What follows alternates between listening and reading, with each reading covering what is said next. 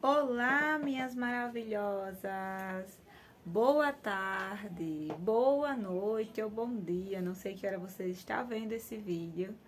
Olha eu aqui para trazer hoje o nosso quadro, né, da semana que ficou reservado para vocês, que são minhas seguidoras, aqui nesse dia, né, hoje, quarta-feira.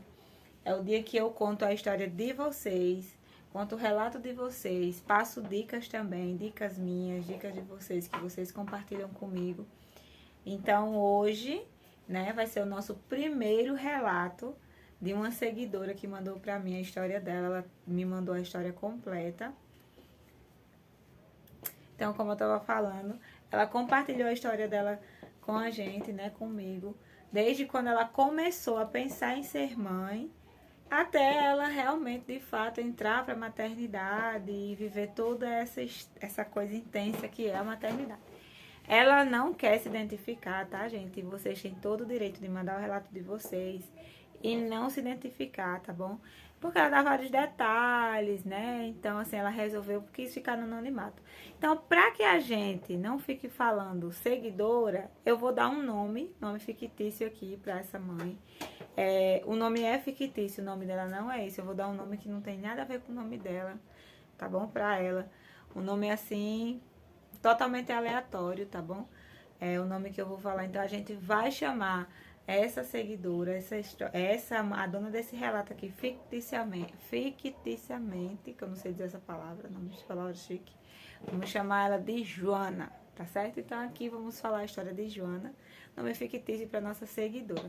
E ela começa assim, ó, me preparando para ser mãe. Ah, e lembrando, a história dela, meninas, vai ser separada em vários tópicos, tá bom? Então agora, nesse primeiro momento, a gente vai acompanhar como foi essa preparação, a decisão dela ser mãe, que situação ela estava, que ela conta bem detalhadozinho pra gente. Então eu vou contar aqui, tá bom? Se esse vídeo ficar muito longo, vocês já sabem que eu falo demais, vai ter parte 2 também, tá?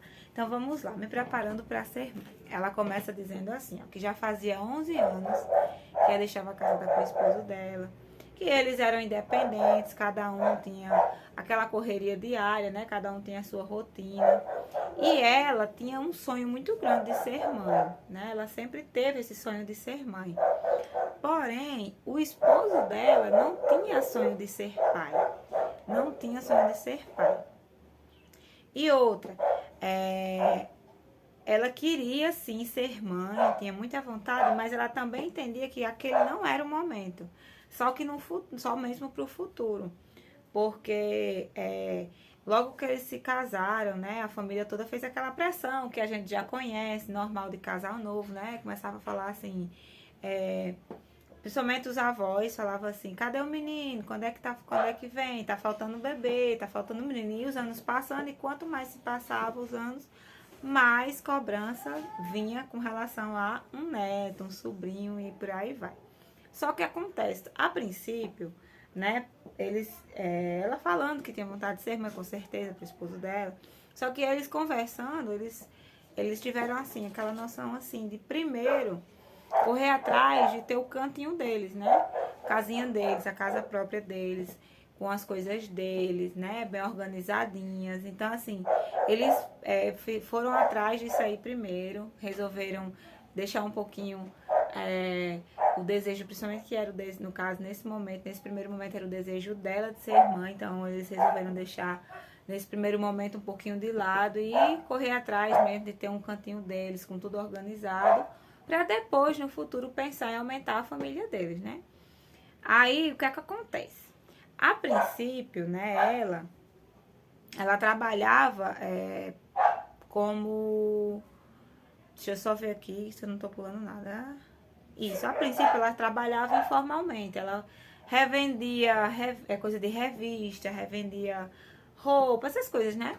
Ela trabalhava em casa e o esposo dela trabalhava fora, vinha às vezes, que dependendo de qual serviço no momento que ele tá fazendo, às vezes ele vem em casa toda semana, todo dia, final do dia, ou vem só uma vez na semana. E aí, eles estavam nesse trâmite aí. O que acontece? Quando foi na última reforma, que eles fizeram na casa dela, nessa altura, ela já tinha conseguido um emprego, já estava trabalhando de carteira assinada. Então, assim, já era outra realidade, né? E aí, quando finalizou essa reforma, que tudo que ela olhou, que viu que tudo estava assim organizado, tudo nos confortos, estava tudo ótimo. Aí veio de novo a vontade de ser mãe. E aí ela foi ver, né? Ela já ia fazer 25 anos. E como a gente viu, até falei, já mencionei aqui em outros relatos, a gente sabe que os médicos falam que a idade ideal para ter filho é de 25 até os 30 e tal, né? Por inúmeros fatores. Aí ela disse que quando se deparou com a idade que ia fazer, de repente veio de novo aquela vontade, aquela coisa bem viva no coração dela de ser mãe. Aí, só que acontece, gente, do mesmo jeito que veio de repente a vontade dela ser mãe, veio também a pandemia, que vocês sabem, né, que a gente todos fomos pegos de surpresa, né, em 2020.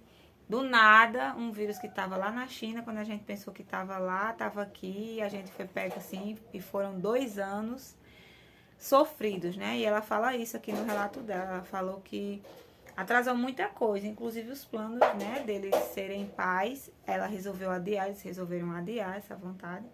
E aí a pandemia, como perdurou por 2 anos, eles também, né, não quiseram enfrentar, querer, né, tentar engravidar e tal, em meio a uma pandemia, né? E a gente até entende, né, principalmente no começo que a gente não sabia o que era e começou muita gente, né, que acabou perdendo a vida, que eu não posso falar aqui a palavra, mas então a gente entende esse medo, né, que ela ficou de engravidar nesse momento.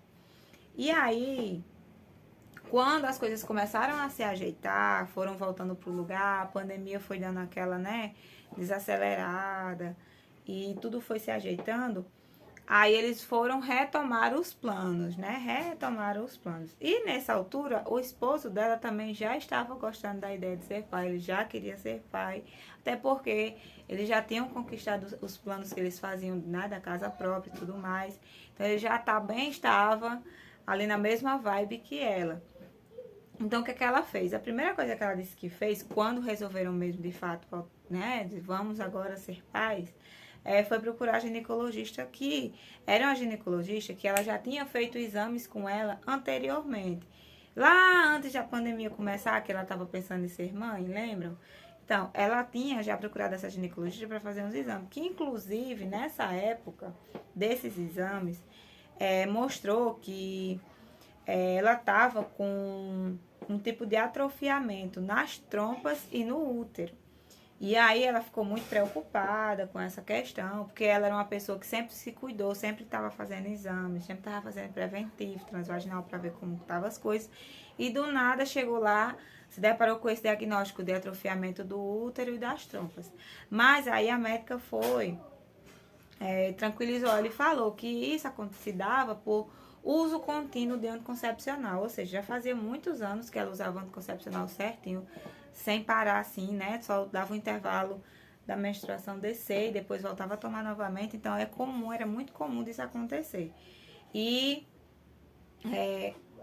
mas assim, ela não caísse na ideia de que porque estava atrofiado, se deixasse de tomar e fizesse alguma coisa sem preservativo, que ela não ia engravidar, que a médica explicou que não. Que era só parar, que voltava ao normal com 1 mês, 2, e ela já assim poderia engravidar. Menina, já vai em 9 minutos esse vídeo. Eu vou pra parte 2, tá bom?